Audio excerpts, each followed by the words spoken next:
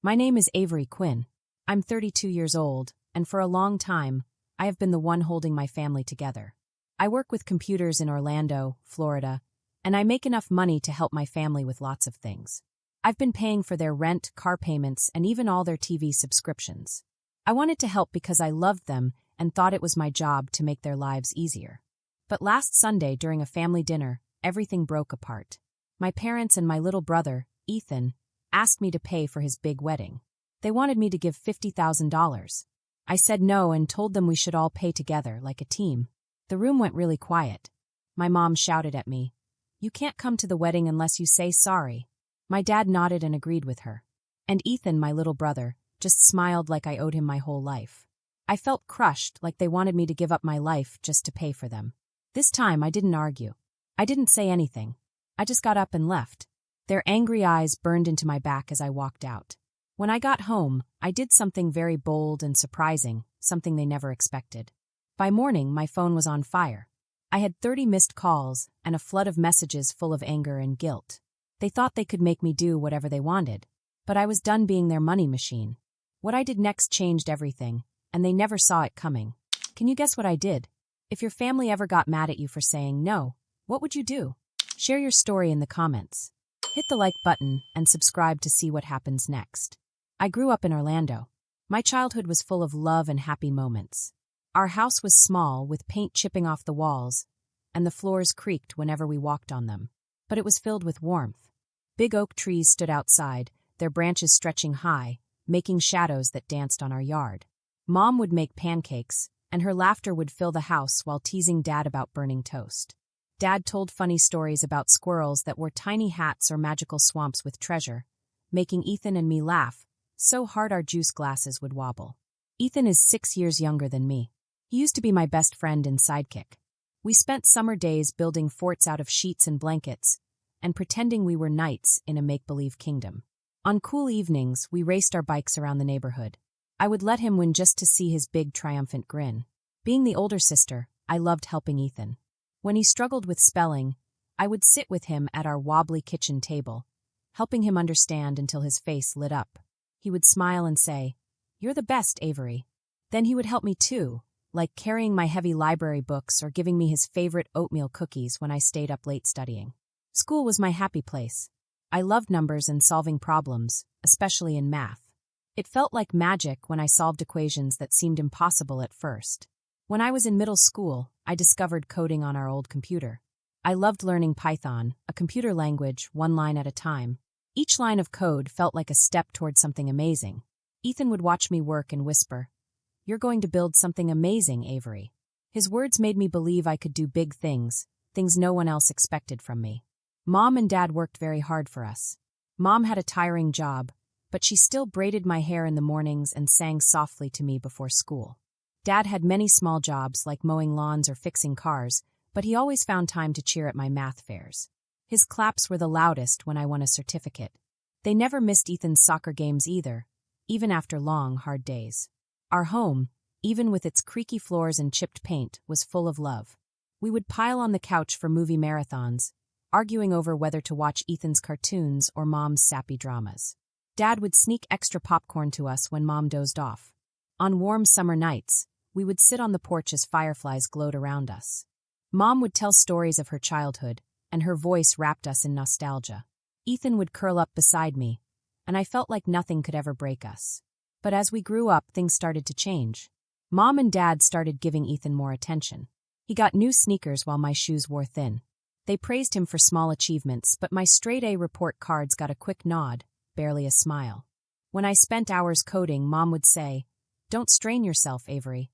But she beamed when Ethan scored a goal, even if his team lost. Dad let Ethan skip chores, saying, "He's young. Let him play while I clean up." Ethan, who used to follow me everywhere, started spending more time with his friends. When I helped him with homework, he would roll his eyes and mutter, "I got it, Avery." It hurt my heart. One day, I overheard Mom telling Dad, "Ethan needs us more. Avery is always fine." Those words landed like a heavy stone in my chest. Was I less important because I worked harder? The favoritism became sharper. Ethan got a new backpack, and I had to tape mine together. When I won a coding contest, Dad said, "Nice job, but then spent dinner talking excitedly about Ethan's new skateboard trick. I still loved Ethan, but our bond was slowly fraying. He stopped building forts with me and spent his time playing video games. I was left in the quiet house more often, studying and coding alone. I thought it was normal. Siblings grow apart. Parents have favorites. But it still felt like a betrayal. I kept working hard, learning more about coding, determined to prove my worth and make my dreams come true. In my early 20s, my role in the family began to change. I graduated from college with a degree in computer science and got a good tech job in Orlando. My salary was much bigger than anything Mom or Dad had ever earned. At first, I was proud. I thought I could help my family the way they had helped me. But it started slowly. Mom called one day, worried. "Avery, the electric bill is overdue. Can you help just this once?" I sent $400 right away. I was happy to help. Then Ethan, fresh out of college and without a clear plan, needed a place to live. "I'm figuring out my path," he said. So I paid $2,000 a month for his apartment downtown. When Dad's old car broke down, I paid for the repairs. Mom asked me to add streaming services to my credit card, Netflix, Hulu, Disney+, and I agreed. The requests didn't stop. Dad started asking for car insurance, phone bills, even a new water heater. Ethan sent messages asking for money for groceries or gas, and then he would post pictures wearing fancy sneakers or at expensive bars. They didn't seem thankful. Every phone call or text brought a new demand. Their expectation that I would always say yes began to feel like a heavy weight. My savings, once growing nicely, started to shrink. Dreams I had, buying a house, traveling to Europe, felt like distant stars slowly fading away. I worked harder at my tech job, taking late-night shifts to cover these costs. My work was challenging, but I loved coding and solving problems. Yet the pride I felt at work was always overshadowed by the pressure at home. I came home exhausted, only to have my phone buzz with another request from Ethan for concert tickets, or Dad asking for money to fix something else. Mom's calls were the hardest. She would start with small talk, then slide into asking for big things, saying she deserved a break. I wanted to say no, but the words stuck in my throat. They were family, and I had always been taught that family comes first.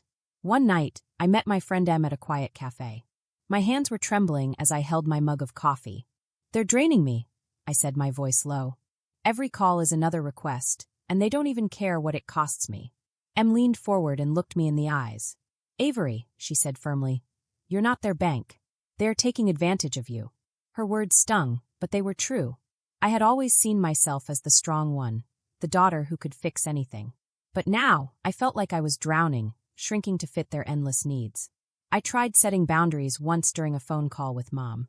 "Can we split some of these bills?" I asked, my voice gentle. Mom laughed. "You're doing so well, Avery. Why make a fuss?" Dad overheard and said, "Family helps family. Don't be selfish." Ethan didn't even care or try to help. I realized then that I couldn't keep doing this forever.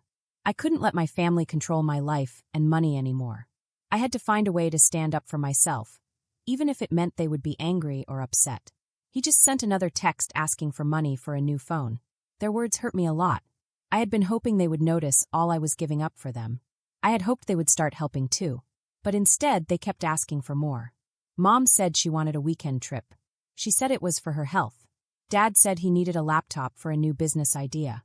I didn't think it would really work, but I didn't say anything. Then Ethan, my brother, asked for a gym membership. Later, he needed money for car repairs.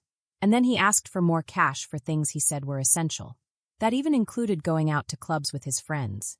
I started keeping track of everything. Not just the money, but all the parts of myself I was losing. My evenings were not relaxing anymore. I was spending them counting money and making budgets. I had dreams of having a house, going on a trip, and living my own life. But all of that was being buried under their demands. I was paying for them, keeping them comfortable, while my own life stopped. It felt heavy. Really heavy. When did family become only about them asking for things? I wondered, have you ever felt stuck because someone keeps asking for more than you can give? Share your story in the comments. I will read everyone. It all came to a head one Sunday at dinner. We were at my parents' house. The air felt thick, heavy, and tense. My brother dropped a big surprise while we were passing the mashed potatoes. "I'm getting married," he said with a proud smile. "It's going to be big, $50,000 for the top venue. Open bar. Everything." He looked at me like I was already supposed to pay for it. My stomach twisted. I had been paying for their rent, for their cars, for vacations. And now this. This was a whole new level. I took a deep breath. That sounds amazing, Ethan, I said, keeping my voice calm. But that's a lot of money. Maybe we could all help pay together. The table went completely silent. Mom stopped moving her fork. Dad's eyes got narrow, like a hawk watching prey. My brother leaned back in his chair and crossed his arms. Pitch in, he scoffed. You have a fancy tech job, Avery. You're supposed to handle this. I pushed back, my voice steady. I've been handling everything for years. Now it's time everyone helps. Mom slammed her glass down. Her face turned bright red. You're being selfish, she shouted. This is your brother's big day. You want to ruin it. Dad leaned forward, his voice low and sharp. If you can't support your family, you don't belong at the wedding. Apologize or you're out. His words hit me like a slap to the face. My brother smirked like he had won a game. I looked at them, Mom's glare, Dad's tight jaw, Ethan's proud grin, and something inside me broke. They weren't asking for help. They were taking my life. I had been giving everything, and now they wanted me out for saying no. I didn't yell. I didn't cry. I just stood up, my chair scraping across the floor. I'm not apologizing, I said, my voice cold. You don't get to control my life. Mom gasped, muttering about disrespect. Dad pointed to the door. Then you're not welcome here. Ethan just shrugged, acting like I was being unreasonable. I walked out, my heart pounding. Their words echoed in my head, selfish, ungrateful, not family. I had spent years helping them, giving up my own dreams. And this was how they thanked me. I thought about every late night at work, every opportunity one had missed, every dollar I had sent them. They didn't see me as a daughter or sister. They saw me as a source of money, and I had let them. I drove home. My mind raced. I wasn't just sad. I was angry. Angry at them for taking me for granted. Angry at myself for letting it get this far. I had always thought family meant sacrifice. But this wasn't a sacrifice. This was exploitation. I couldn't keep living like this, giving everything and getting nothing back. At my apartment, I stared at my phone. No calls. No texts. Not yet. But I knew they would come. They would ask me to change my mind. They would expect me to give in. For the first time, I didn't want to. I didn't want to fix things or send more money. I wanted to take control. I thought about calling my friend, but I didn't need to. I already knew what to do. This wasn't just about the wedding. It was about years of being used. I opened my laptop and looked at my bank account. Every payment I had made for them flashed in my mind. I wasn't going to let them make me feel guilty anymore. I was done being their safety net. That night, I made a choice. I wasn't going to beg to be part of their lives. I wasn't going to apologize for standing up for myself. I was going to do something they would never expect. Something that would change everything. And I wasn't looking back. The next morning, I remembered the words from dinner, calling me selfish, banning me from the wedding. They burned in my mind, but they also sparked something new. I was done being their ATM. I needed a plan, and it had to be strong. I called Vincent, my friend from college. He was really good with numbers. We met at a coffee shop in Orlando. The smell of coffee and the sound of people talking surrounded us. I've been paying for their rent, bills, even vacations, I said, my voice tight but steady. They expect it and I'm drowning. Vincent leaned forward. Avery, you're not their bank, he said. You need to stop paying them now. He explained how to stop automatic payments, freeze shared accounts, and send a clear message. I also called a lawyer friend for advice. She said families might react in unexpected ways when money stops. She told me to document everything and make my boundaries clear. Her words felt like armor, giving me courage. Back at my apartment, I opened my laptop and logged into my bank account. My hands shook as I canceled the automatic payments for my brother's rent and my parents' bills. I froze the credit cards I had given them for emergencies, cards they had used for subscriptions and shopping sprees. Each click made me feel lighter, but my chest felt tight too. What if they begged? What if they got angry? I wrote an email that was short and clear. After years of supporting you, I can no longer pay your expenses. All payments and cards will stop in 1 month. Please make other arrangements. I sent it to Mom, Dad, and Ethan. I double-checked that it was firm but not mean. Then I hit send. My phone stayed quiet, but I knew a storm was coming. That evening, I met Vincent again. I did it, I said, stirring my drink. I cut them off. He nodded, smiling a little. That took courage, Avery. How do you feel? I searched for the right word. Relieved, I said finally. But I'm scared. What if they can't manage? They're adults, Vincent said. They'll figure it out or not. That's not your job. His words made me feel steady, but I still doubted myself. I had tied my worth to their comfort for so long. Cutting that tie felt free, but also like I was betraying what I had been taught about family. I kept thinking about Mom reading the email, Dad being angry, and Ethan acting like nothing happened. Would they call me ungrateful again? Would they show up at my door? I checked my accounts again, making sure everything was safe. Vincent had suggested a budget to rebuild my savings, and I started planning it carefully. For the first time in years, I thought about my own dreams, a home, a trip somewhere new. It felt selfish, but also right. I wasn't abandoning them. I was choosing myself. Still, fear nodded at me. I had been their safety net for so long. What would happen when it was gone? I pushed the thought aside, remembering the lawyer's advice. I saved a copy of the email, took screenshots of the canceled payments, and wrote down every step I had taken. It felt like getting ready for a battle, but it gave me clarity. I lay awake that night. My phone was silent. No texts.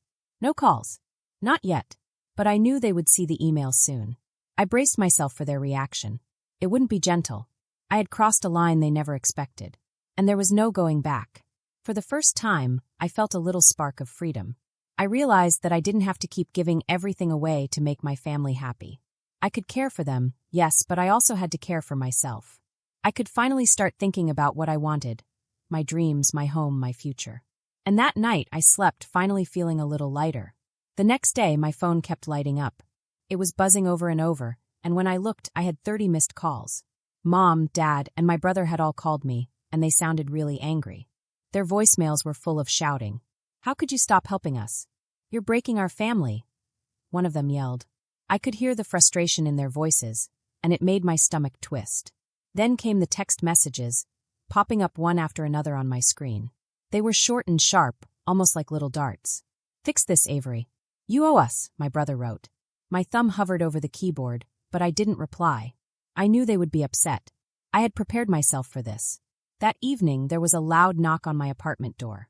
It rattled the whole frame. I opened it slowly, and there they were, Mom, Dad, and my brother, standing together like a storm had come into my small apartment. Their faces were red, twisted with anger. Mom stepped in first, pushing past the doorway like she owned the place. Her voice was loud and sharp. "What's wrong with you?" she shouted. "You think you can just stop helping us and ruin our lives?" Dad crossed his arms and stared at me. His eyes were icy, and it felt like he could freeze me just with his gaze. "This is betrayal, Avery.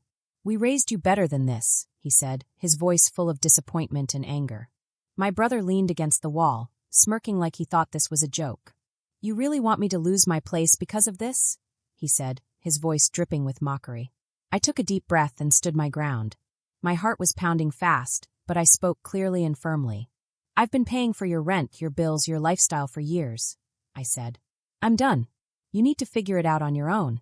Mom's jaw dropped like I had hit her. "You ungrateful child," she hissed. "After everything we've done, you just abandon us?" Dad stepped closer, pointing at me with his finger. "You are no daughter of mine if you keep this up," he said, his voice low but hard, like it could crush me. Before I could answer, my phone buzzed. It was Vincent calling from his office. I quickly put him on speaker, hoping for some help. His voice sounded heavy and serious. "Avery, I found out something," he said.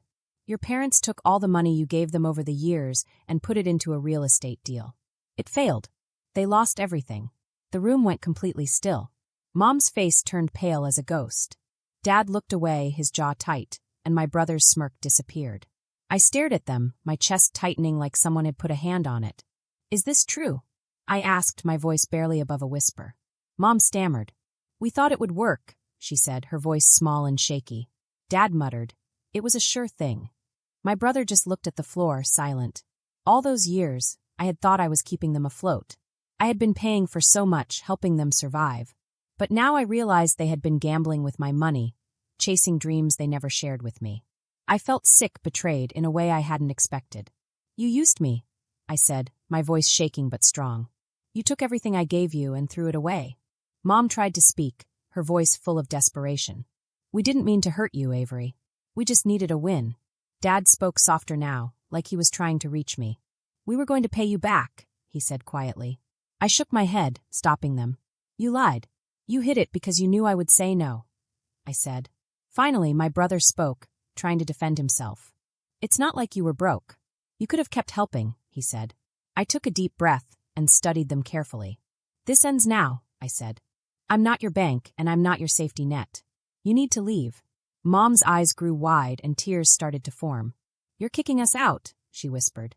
Dad grabbed her arm, his voice hard again. Let's go. She's made her choice. My brother shot me a glare and muttered, You'll regret this. They walked out the door, slamming it behind them. I sank onto my couch, my hands trembling. Vincent's call had ripped open their lies, but it didn't erase the pain. I had given them everything, my time, my money, my future, and they had used it without thinking. But standing up to them, saying those words, made me feel like I had taken back a little piece of myself. I stared at my phone. The missed calls still glowed on the screen, but I didn't call Vincent back. I didn't need to. The truth was out, and for the first time, I saw my family for who they really were. I wasn't going back to being their lifeline. A week later, I heard updates from a friend. Vincent, still uneasy after revealing my family's failed investment, called me one afternoon. They had to sell the house, he said quietly. They couldn't keep up with the payments. The suburban Orlando home I had grown up in, the one I had helped pay for, was gone. My brother was now working long shifts at a coffee shop, barely earning enough to get by. Mom had taken a job as a retail clerk, ringing up purchases at a department store. Dad was searching job boards, applying for office roles, but nothing had worked yet. None of them reached out to me, not to apologize, not to explain why they had made those choices. Instead, they went online and started posting about me. Mom wrote a long, angry Facebook post calling me selfish. After everything we did for Avery, she left us to sink, she wrote. Dad added a post on Twitter. Some kids forget what family means. My Aunt Maris, Mom's sister, shared their posts and added her own words. Avery turned her back on blood, she wrote. Old neighbors, friends, and acquaintances joined in. Comments filled my notifications. How could you do this, Avery? You're heartless, you're ruining your family, and more. I sat at my desk, scrolling through all of it, feeling my chest tighten. I had braced myself for anger, but seeing my name smeared in front of everyone hurt more than I expected. They didn't tell anyone about their secret real estate gamble, or the years I had spent giving them money. Instead, they made a story where I was the ungrateful daughter who walked away for no reason. At lunch, a coworker brought it up carefully, her voice quiet. A neighbor even slipped a note under my door, asking me to fix things with my family. I wanted to reply to explain the truth, but I remembered Vincent's advice. Don't engage. I saved screenshots of every post and comment, just in case I ever needed proof. I wasn't going to fight them online or beg the community to believe me. Still, it was hard. Every day, my chest felt heavy with guilt and sadness. I remembered all the years I had tied my worth to their approval. And now, everyone was saying I was selfish. But then I reminded myself of the truth. I hadn't done anything wrong. Their investment had failed. Their choices had hurt me and they were angry. They were lashing out, but I had made my stand. 2 months later, my life had changed completely. I was finally living for myself. My money was mine again. I had saved enough to buy a small, cozy condo in Orlando, a place I could finally call home. Paying the mortgage felt like making a promise to myself, a promise that I would take care of me from now on. I opened a new savings account and watched the balance grow. Every dollar felt like freedom. It wasn't just about money. It was about independence. I took my first real vacation, a solo trip to New York City. Walking through Central Park, I felt light, almost like I was floating. The burden of my family's demands was gone. Later, I flew to California and drove along the Pacific Coast Highway. The wind whipped through my hair, the waves crashed on the shore, and I realized I could live my life the way I wanted. These trips weren't just fun. They were proof I could exist for myself, not for anyone else's expectations. I stopped all contact with Mom, Dad, and my brother. I blocked their numbers, unfollowed their accounts, and ignored messages from friends who shared their posts. It wasn't easy. Each silence hurt, but it was necessary. They had shown me who they were. I wasn't going back to being their lifeline. Not everyone turned away. Uncle Gregory, Dad's brother, called one evening. You did the right thing, Avery, he said warmly. Grandma Clara, Mom's mother, sent me a handwritten letter. I'm proud you chose yourself, she wrote. Their support reminded me that family could also mean love, kindness, and respect. I learned something important. Family isn't about giving everything until you have nothing left.